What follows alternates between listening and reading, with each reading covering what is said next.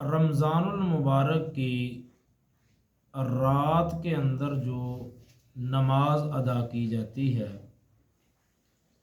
اس کے مختلف نام ہیں۔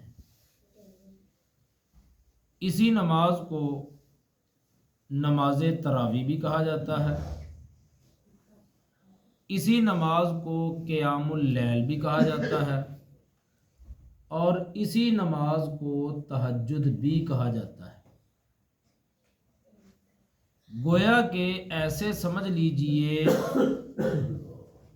کہ نام تین ہے اور نماز ایک ہی ہے۔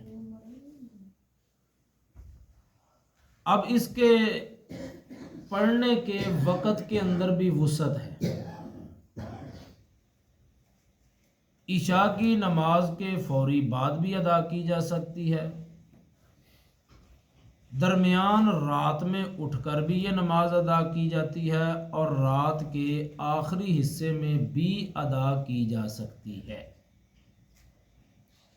اسی طرح پیغمبر علیہ الصلوۃ والسلام کا ایک انداز یہ بھی تھا کہ آپ 2 رکعات پڑھتے اور سو جاتے،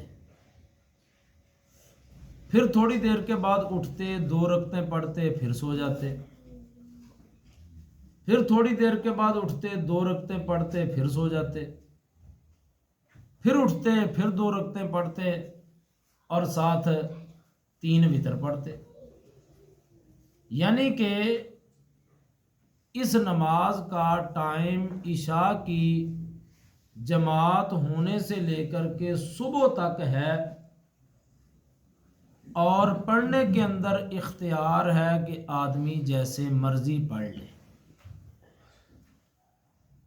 اور یہ رات کا قیام کرنا یہ اللہ رحمان کے بندوں کی، جو نیک بندے ہیں، ان کی بہت بڑی صفت ہے۔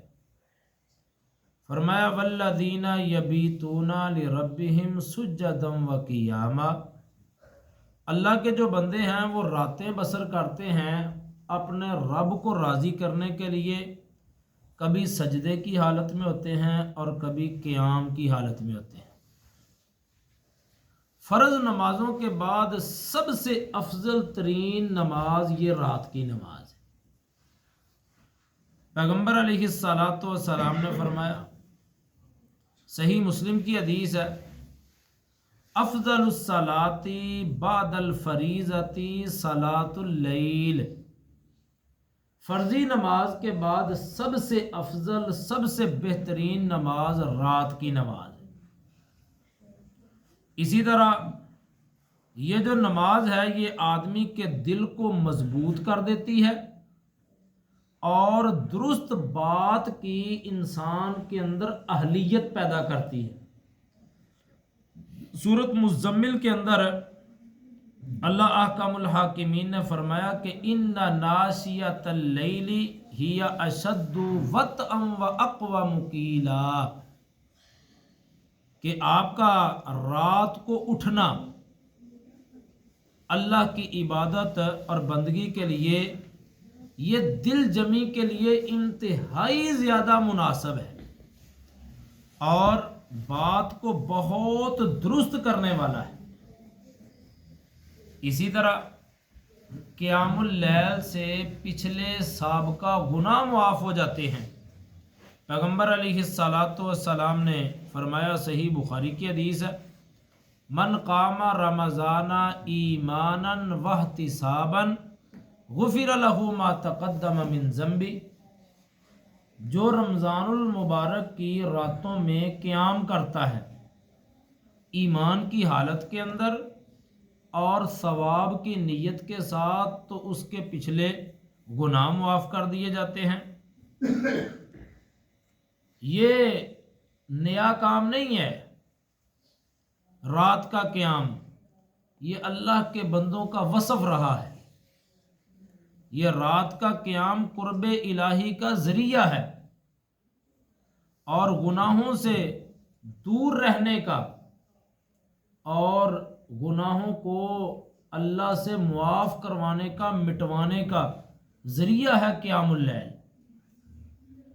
پیغمبر علیہ الصلوۃ والسلام نے فرمایا، جامع ترمذی کی حدیث ہے، علیکم بقیام اللیل، قیام اللیل کو اپنی عادت بناؤ، قیام اللیل کو لازم پکڑو۔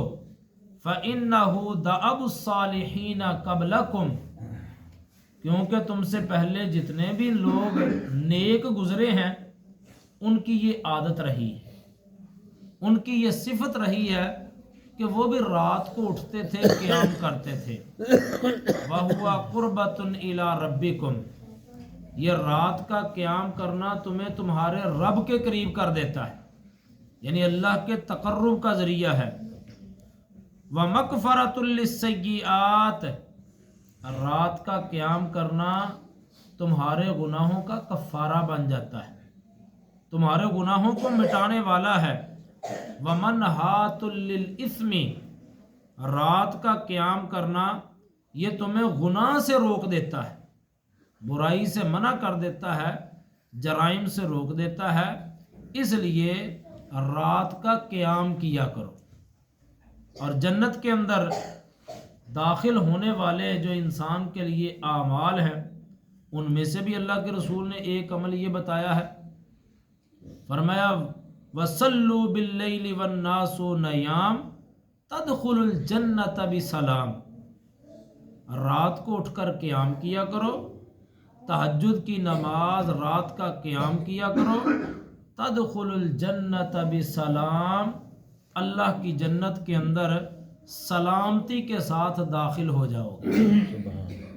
تو یہ جو قیام اللیل ہے، جسے نماز تراویح بھی کہا جاتا ہے اور تہجد کا نام بھی اسے ہی دیا جاتا ہے، اتنی زیادہ اہمیت کا یہ مالک عمل ہے، اس لیے رمضان میں ہمیں سستی نہیں دکھانی چاہیے، بلکہ بڑھ چڑھ کر شوق کے ساتھ ہمیں قیام اللیل کرنا چاہیے، تاکہ ہمیں یہ جو فضائل و مناقب ہیں اس کے یہ حاصل ہو سکیں۔ اللہ سے دعا ہے کہ اللہ مجھے اور آپ کو عمل کی توفیق عطا فرمائے۔ وآخر دعوانا ان الحمد للہ رب العالمین۔